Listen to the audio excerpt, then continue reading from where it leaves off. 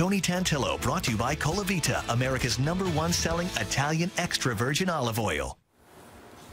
Welcome back. Passover starts tomorrow night, and that means no bread, pasta, or any type of flour on the menu for Jews across the world. Stephanie Tantillo takes us from market to table with the pasta recipe that doesn't break any of the rules. As with any holiday, part of what we love about Passover is the food. So today we're going to make a great traditional Passover noodle, and on top, an exotic mushroom topping. So what we're picking out today is enoki mushrooms. When you pick out enoki mushrooms in the store, you want to look for the white, shiny caps. Make sure there's no browning on them. And when you bring them home, store them in the refrigerator. They're only going to be good for about 3 to 4 days, so eat them immediately.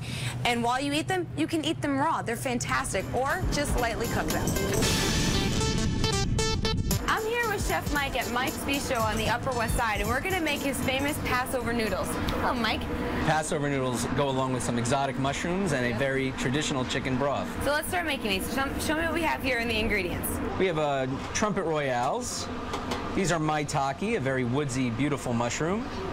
These are hon shimeji mushrooms, some shiitakes, and some pre-roasted portobello mushrooms.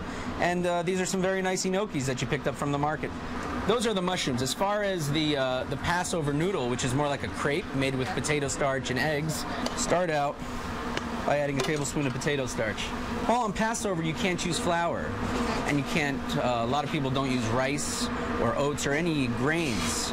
And the only flour we really have at that time of the year is potato starch. So you have equal parts of potato starch and water to create a slurry. Make sure there's no lumps and there's no clumpiness. 3 eggs directly, and I like to whisk it with a fork. You know, the combination of eggs and crepes and mushrooms is a very traditional combination. I take the herbs and I put that right into the mix. What level of heat do you cook these on? High, medium, low? Very medium, whatever that means technically. If it starts to bubble, it's too hot. Looks a lot like an omelet, doesn't it? Right now it does, but you know it'll look better after. So this looks like it's just right.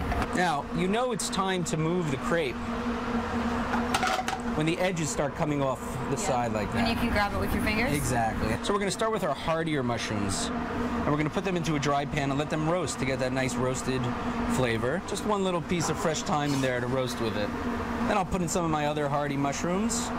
Which ones are you adding in now? I'm adding in my my maitakes and my roasted portobellos to finish cooking everything. While the mushrooms are cooking, we would roll them up like that. You can certainly do it like a fettuccine, which I think is really pretty. Do the mushrooms act as the sauce of the noodle dish? Because it carries so much flavor in it? They do. They certainly do. They impart a tremendous amount of flavor.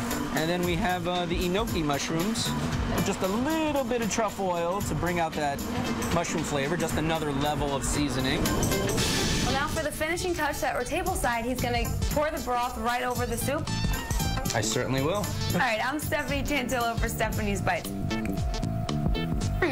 This is fantastic.